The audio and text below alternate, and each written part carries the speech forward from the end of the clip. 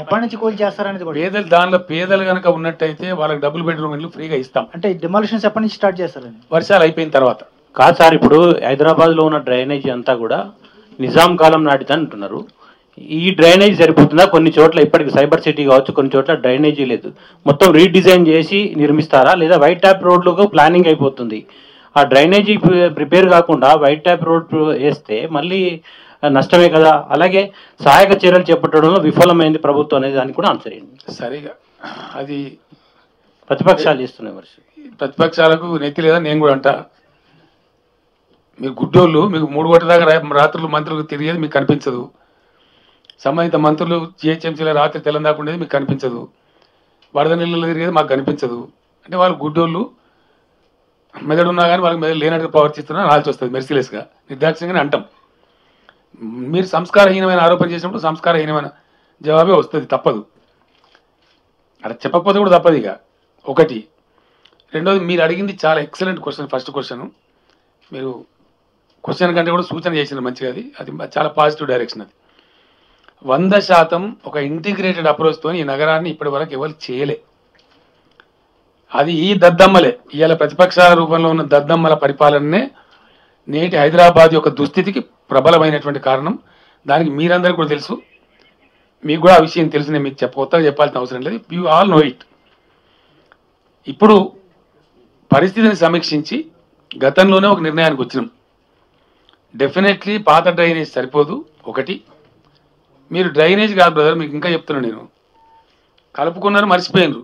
శివారు మున్సిపాలిటీలకు మంచినీళ్ళే దిక్కులు. LB Nagar part of Hyderabad, Uppal Kapra part of Hyderabad, Serilingampally part of Hyderabad, మంచినీళ్ళే లేవు అసలు.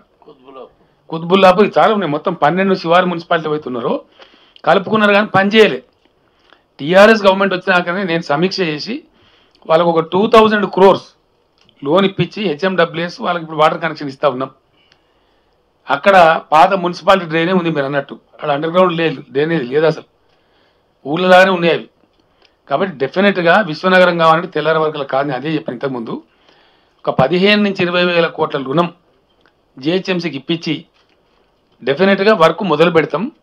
ఈ అండర్ గ్రౌండ్ డ్రైనేజీ సిటీ జనాభా దృష్ట్యా రాబోయే ఎదుగుదలను కూడా దృష్టిలో పెట్టుకొని 30 years ప్రణాళిక, 30 సంవత్సరాల భవిష్యత్తును కూడా దృష్టిలో పెట్టుకొని నిర్మాణం చేయాల్సిన అవసరం ఉంటుంది.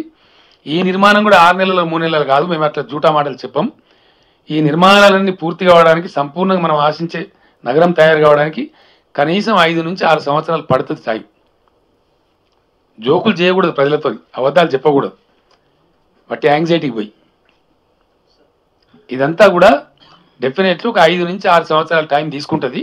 ఎందుకంటే ప్లాన్ చేయాలా. కొన్ని ఇందాక నేను అక్రమం అని చెప్పిన, అక్రమం కానటువంటి సక్రమమైన బిల్డింగ్ కూడా కూల్చేసి అక్కడ నాలా చేసేటువంటి అవసరం ఏర్పడచ్చు. వాళ్ళకి కంపెన్సేషన్ ఇవ్వాల్సి ఉంటుంది, సంజాయించాల్సి ఉంటుంది, చెప్పాల్సి ఉంటుంది, ఇవన్నీ కూడా ఉంటాయి. ఒక నగరంలో ఎక్స్పాన్షన్ అనేది కొంచెం ట్రబుల్తో కూడుకుని ముచ్చట ఉంటుంది. కాబట్టి it takes time, lot of time. దాన్ని అక్వైర్ చేయాలి, ఇదంతా కూడా ఉంటుంది. కాబట్టి ఏదో ఆఫీసాడుగా ఎల్లుండి వరకే చేసేస్తాం, అవతలుండి వరకే చేస్తామని చెప్పాం మేము. అక్కడ చెప్పాల్సిన అవసరం కూడా లేదు. కాబట్టి 5 నుంచి 6 సంవత్సరాలలో సంపూర్ణమైనటువంటి విశ్వనగరం రూపుదిద్దుకునే అవకాశం ఉంటుంది. ఆ దిశగా ప్రభుత్వం అన్ని రకాల చర్యలు ఆల్రెడీ చేపట్టింది. ఇప్పుడు ఆర్థిక పరిపుష్టి కూర్చుకోవాలి, డబ్బు దానికి సమకూర్చుకొని ఇంప్లిమెంటేషన్ స్టార్ట్ చేయాలి. ఆ పని చేస్తాం. మీరు చాలా పాజిటివ్ సూచన ఇచ్చారు, ధన్యవాదాలు. सीएम साहब एक सवाल मेरा सीएम साहब एक सवाल है मेरा, बताइए। 28,000 जो मकानात इलीगल कंस्ट्रक्शन हुए हैं, इनकी मंजूरी भी सरकारी अहदेदारों ही ने दी है। क्या ये मकानात की निशानदेही के साथ उन अहदेदारों के खिलाफ भी कार्रवाई होंगी? या सिर्फ थोड़ा उर्दू में दिए तो पब्लिक में अगर देना है तो जेएचएमसी बल्दिया में जो अफसर है ना, एक भी नहीं बचेगा।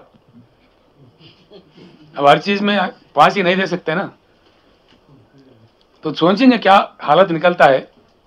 अभी से बंद करेंगे। अभी तो मैंने कह दिया आपको कि हर सर्किल को एक फ्लाइंग स्क्वाड होगा। अब से कोई मतलब अनपरमिटेड बिल्डिंग, बगैर परमिशन का बिल्डिंग कोई भी देखा नहीं जाएगा, उसको गिराया जाएगा। लोगों से मेरा गुजारिश है, परमिशन लिए बगैर बंगले मत बनाइए, मकान मत बनाइए। जरूर वो गिराए जाएंगे, आपको नुकसान भी होता। अभी से होशियार हो जाइए। जो गरीब लोग हैं इन 28 मकान या बिल्डिंग जो भी बने हैं नालाओं पे, उनको निकालने के समय में जो भी गरीब होंगे गवर्नमेंट उन लोगों को डबल बेडरूम हाउस फ्री में बना के देगा। एक सवाल साहब, ये जो कार्रवाई करेंगे इसमें मीडिया से ज़्यादा पॉलिटिकल पार्टीज ही ज़्यादा इसमें इन्वॉल्व हो सकते हैं, बल्कि एक डाउट है, क्योंकि पॉलिटिकल लोगों के इन्वॉल्वमेंट की वजह से ही ये काम, ऐसी कार्रवाई में पॉलिटिकल इन्फ्लुएंस को कितना कम किया जाएगा ये मैंने तेलुगु में बता दिया आपको, वही हिंदी में चाहिए था इसलिए। मैं बता दिया कि जो भी है, मंत्री जी भी है, एमपी साहब भी है, एमएलए भी है, एमएलसी भी है, बल्दिया के कारपोरेटर भी है, नाजायज बिल्डिंग बनाएगा, बगैर परमिशन को बनाएगा तो उसको जरूर गिराया जाएगा।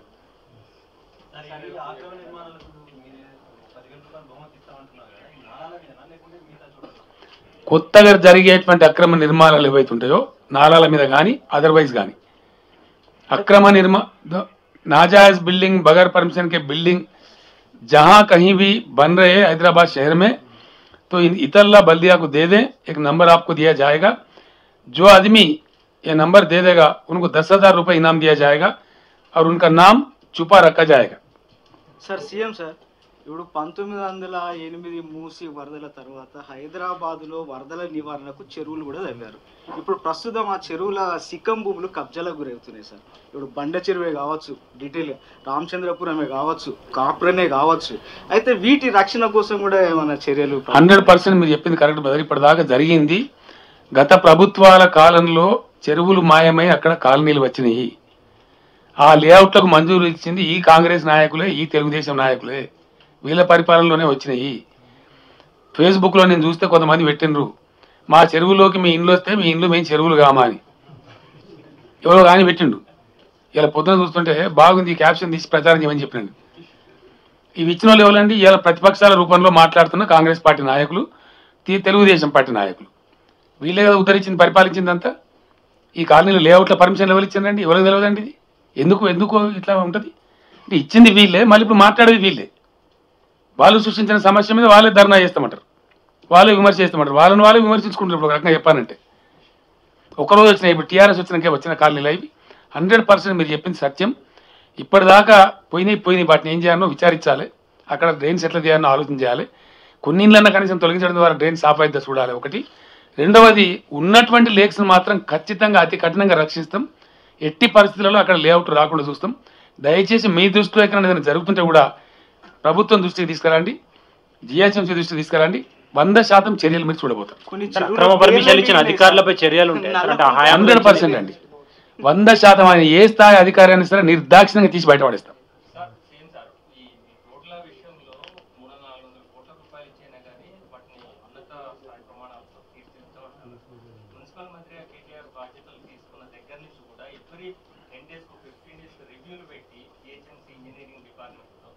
ఎంత కసరత్తు చేసినా కానీ ఫలితం మాత్రం శూన్యమే. ఒక విధంగా చెప్పాలంటే సార్ కూడా అసంతృప్తి చాలా సార్లు వ్యక్తం చేశారు మీటింగ్లలో.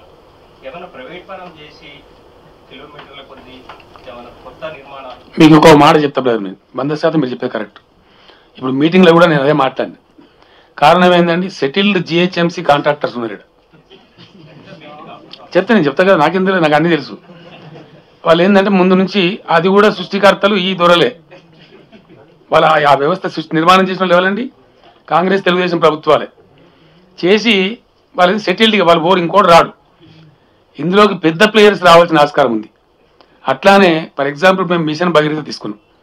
దాన్ని ఏం చేసినామంటే 5 years ఎవడైతే కాంట్రాక్టర్ ఉన్నారో, కాదు 5 సంవత్సరాల దాకా ఏ వస్తువు చెడిపోయినా సరే వాళ్ళ ఖర్చు మీద రిప్లేస్ చేయాలి. డిఫెక్ట్ లయబిలిటీ, పైప్ వేసిండు సపోజ్, కరెక్ట్ క్వాలిటీ వేయలే, ప్రెజర్ రాగానే పలిపోయింది, ఆయన ఖర్చుతూనే వేయాలి. 10 years ఏమో మెయింటెనెన్స్ వాళ్ళకి పెట్టినాం, 10 సంవత్సరాలు. కాబట్టి వాడు సచ్చుకుంటా క్వాలిటీ పనిచేస్తాడు. ఇప్పుడు ఇలా ప్రభుత్వం ఆలోచిస్తుంది కూడా ఏంటంటే జిహెచ్ఎంసీలో రిజిస్టర్ అయిన ఈ కాంట్రాక్టర్ వ్యవస్థను రద్దుపరిచి పెద్ద ప్లేయర్స్ కూడా బస్టర్డ్ చేసి, మీరు చెప్పింది కరెక్ట్ సూచన, హార్ష్గా పోతే తప్ప కాదు ఇది. ఓ 3 ఏళ్ళు 2 ఏళ్ళు మెయింటెనెన్స్ బాధ్యత మానికే పెడితే అప్పుడు బ్రహ్మాండమైన రోడ్ల నిర్మాణం అయితే చెడిపోవు, ప్రజలకు ఇబ్బంది రాదు. ఈ కఠిన చర్యలు చేయాల్సిన అవసరం ఉంది, తప్పకుండా వాటిని చేస్తాం. ఎందుకంటే గుణపాఠాలు నేర్చుకున్నప్పుడు నేను ఫస్ట్ క్వశ్చన్ ఈరోజు రివ్యూ మీటింగ్లో నా సెంటెన్స్, ఉత్పన్నమైన పరిస్థితుల నుంచి మనం నేర్చుకుంటున్న పాఠం ఏంది అని అడిగిన. మీరు దయచేసి పేపర్లు రాయాలి, మాట టీవీలు కూడా చెప్పాలి సంగతి. గవర్నమెంట్ అధికారులు, యంత్రాంగం, మంత్రులు, బల్దియా మేయర్ గారు, కార్పొరేటర్లు మీరు నేర్చుకుంటున్నటువంటి పాఠం ఏంది అని అడిగింది. What are the lessons we are learning out of this situation? అవి తెలిస్తే, రోగం తెలిస్తే మనది ఏందో కరెక్ట్ చేసుకునే అవకాశం ఏర్పడుతుంది. కాబట్టి ఇందులో వచ్చినటువంటి గుణపాఠాలు తీసుకొని మీరు చెప్పి అన్ని కూడా మీరు పాజిటివ్ చెప్తున్నారు. You are also interested in people. Situation మంచిగా ఉండాలని కోరుతున్నారు కాబట్టి డెఫినెట్లీ వారు చెప్పినా వీరు చెప్పినా కరెక్ట్ చెప్పారు. ఇప్పుడు ఆ పాత సిస్టమ్స్ అని పోతే తప్ప కానీ మనం ఉండదు. కాంట్రాక్టర్ రెస్పాన్సిబిలిటీ 3 ఏళ్ళు ఉందనుకోండి, సచ్చినట్టు మంచి రోడ్ ఇస్తారు. తప్ప తెలిపోతే నీదే బాధ్యత అన్నామనుకోండి, మళ్ళీ బాధ్యత ఆటోమేటిక్ మంచిగా ఇస్తాడు. అప్పుడు ఇంత బాధ రాదు మనకు. తర్వాత వారు చెప్పినట్టు ఖచ్చితంగా ఇంటిగ్రేటెడ్ అప్రోచ్. ఒకటి దయచేసుకుంటూ పోతాడు రోడ్డు, వెంటనే ఇంకోటి తవ్వుకుంటూ వస్తాడు. ఆ సిచ్యువేషన్ కూడా రావద్దంటే ఖచ్చితంగా ఎలక్ట్రిసిటీ, ఈ కేబుల్స్ వాళ్ళు, ఈ టెలిఫోన్ డిపార్ట్మెంట్ వాళ్ళు, మెట్రో వాటర్ సప్లై వాళ్ళు, జిహెచ్ఎంసీ ఇంటిగ్రేటెడ్గా పనిచేయాలి. అది అట్లా చేస్తుంది. ఇది ఇప్పుడు ఏంటంటే 60 ఏళ్ళ నుంచి జరిగిన ధ్వంసం. ఎట్లా పడితే అట్నే చేసిండ్రు. అనేక సార్లు ఎమ్మెల్యేలు తెస్తారు, కార్పొరేటర్లు కూడా తెస్తారు. ఏది నల్ల నీళ్ళు మురుగు నీళ్ళు కలిసి వస్తున్నాయి సార్ ఒకటే పైప్ లైన్. మీరు పేపర్లలో రాస్తూనే ఉంటారు. అది మారదు. ఒకసారి అంతా హాలప్ చేసి పూర్తి స్థాయిలో చేస్తేనే మారుతుంది. నేను ప్రజలకు ఒకటే హామీ ఇస్తా ఉన్నా, మీరు మన జిహెచ్ఎంసీలో అధికారం ఇచ్చిన సంతోషం, దాన్ని తీసుకుంటున్నాం. ఇంకోటి ఇప్పుడు ఉత్పన్నమైన పరిస్థితిని, ఈ ఛాలెంజ్ని మేము యాక్సెప్ట్ చేస్తున్నాం. We are accepting this challenge and we will rise. Prove చేసి చూపిస్తాం. రాబోయే 2-3 ఏళ్లలో ఎటువంటి పనులు జరుగుతాయో ప్రజలు చూడబోతారు. కాకపోతే సమస్యలు వస్తాయి, కొంచెం ఓపిక అవసరం ఉంటుంది. ఓవర్ నైట్ కాదు, తెల్లారి వరకే ఏది కాదు. Thank you so much. Quality control ఇంజనీర్లు అసలు చేయకపోవడం వల్ల ఈ రోజు ఈ కాంట్రాక్టర్ల వ్యవస్థ తయారైంది. అసలు అధికారంలోనే ఉన్నది లోపం అంతా. వాళ్ళని మార్చుకుంటే వీళ్ళని ఎంత మార్చినా ఉపయోగం లేదనేది కూడా 100% కరెక్ట్ బ్రదర్. ఎందుకంటే ఇంకోటి తమాషడ ఏం తెలుసా, ట్రాన్స్ఫర్ లేవు జిహెచ్ఎంసీ నుంచి. అది బాగా నేను ఇన్ని ఉంటా పర్మనెంట్గా ఎక్స్ సర్కిల్ నుంచి వై సర్కిల్ నుంచి జెడ్ సర్కిల్, అంతే కదా. దాన్ని మార్చే ప్రయత్నం కూడా చేస్తున్నాం. చట్టం మారుస్తాం, అప్పుడు కానీ చలనం వస్తుంది. క్వాలిటీ కంట్రోల్ రావాలి. ఈ పాతకపోయి ప్రజలకు మేలు జరగలేదు. ఎండ్ ఆఫ్ ద డే ప్రజలకు మేలు జరగాలి. ఎవరో 10 మంది ఎంప్లాయీస్, ఒకరిద్దరు వెస్టర్న్ ఇంట్రెస్ట్ ఇంపార్టెంట్ కాదు. People are important. ప్రజల సమస్యలు ఇంపార్టెంట్. అవి సాల్వ్ కాని కొన్ని హార్డ్ నిర్ణయాలు ఉంటాయి. దానికి మీరు సపోర్ట్ చేయాలని కోరుతున్నాను. నేను అంతే. ట్రాన్స్ఫర్స్ లేవు వాస్తవానికి. బయట మున్సిపాలిటీ పంపకుండా ఉన్నాయి. ఇంకో ఇదే కాదు, లేదు హెచ్ఎండిఏ కూడా అట్లే ఉన్నది. హెచ్ఎండిఏలో చిన్న స్థాయి అధికారులు ఏం మాట్లాడతారు తెలుసా, కమిషనర్ సాబ్ చెప్పినా కానీ నువ్వు పనిచేస్తలేవేందని. కమిషనర్ పోతే ఆతే జాతే భయ్ हम పర్మనెంట్ అయితే. ఇది నేను ఓపెన్గా చెప్తున్నా, టీవీలకు వినాలని చెప్తున్నా, ఊరికే చెప్తలేను. సెక్రటరియట్ లేదమ్మా, సెక్రటరియట్ స్కోప్ ఉంది. ఇది కూడా మారుద్దామని మీ సూచన ఉంది కదా. ఇప్పుడు మీరు ఇవన్నీ చేసి నాతో చెప్పించి రేపటి నుంచి ఎంప్లాయీ స్ట్రైక్ మొదలు పెట్టిస్తారు.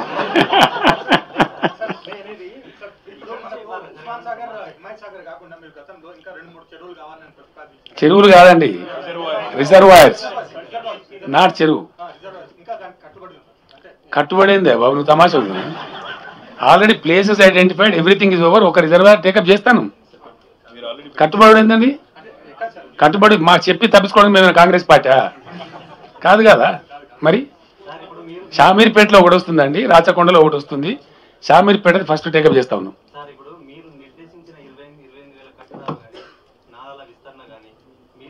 కార్యక్రమాలు చేపట్టిన జిహెచ్ఎంసీ కాంట్రాక్టర్ వ్యవస్థ కూడా మీ మిత్రపక్షమైన ఒక పార్టీ చేతిలో ఉంది. ఈ 28,000 కట్టడాలు 20,000 కట్టడాలకు వాళ్ళే శాసిస్తారు. కానీ వాళ్ళతో మీరు ఢీకొట్టడానికి సిద్ధంగా ఉన్నారు. మేము మారుస్తామని చెప్పినాం కదా. మార్చే ప్రక్రియలో కొండ మీద గోపే వచ్చినా ఇంకెవరు వచ్చినా ఢీకొట్టుడు కాదు, నిర్దాక్షిణ్యంగా తీసి పడేసి ముందుకెళ్ళిపోతాం. ఇష్యూ ఏంటంటే in the process of implementation of a program which is meant for the people, merciless గా ముందుకు పోతున్నాం. టీఆర్ఎస్ ప్రభుత్వ వైఖరి చూస్తున్నాం. మీరు అందరూ అన్కాంప్రమైజ్ గా పోతున్నాం.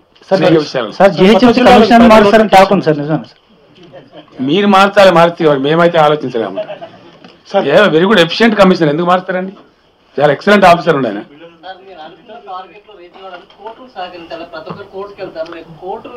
ఇప్పుడు ఇందాక నేను చెప్పిన బ్రదర్, 150 స్టేలు ఇచ్చారు. దేని మీద? కూలిపోయే ఇండ్లో నిర్ధారించి ఇంజనీరింగ్ వాళ్ళు పోయి చూసి శిథిలావస్థలో ఉన్నాయన్న వాటికి కూడా స్టేలు వచ్చినాయి. నేను చీఫ్ సెక్రటరీ గారు ఇద్దరం చీఫ్ జస్టిస్ గారిని కలవబోతున్నాం. ఈ రోజే కలుద్దాం అనుకున్నాం. వారు లేరు స్టేషన్లో, ఎందుకంటే వారికి వాస్తవాలు చెప్పాల్సిన అక్కర ఉంటుంది. అందులో ఒక 50 స్టేలు హైకోర్టు ఇచ్చింది, 100 స్టేలు ఏమో లోయర్ కోర్ట్స్ ఇచ్చినాయి. అది ప్రమాదకరంగా ఉంది. నేను ఇందాక చెప్పిన మీకు ఉదాహరణ, రామ్ గోపాల్పేట పోలీస్ స్టేషన్ కూలిపెట్టాడితే పోలీసుని మేము కోపానికి వచ్చి తీసామని చెప్పినాం ఇందాక. కాబట్టి వారిని సీజే గారిని కలిసి పరిస్థితిని వివరిస్తాం. వారి సహకారాన్ని కూడా నేను కోరుతాం. Thank you so much.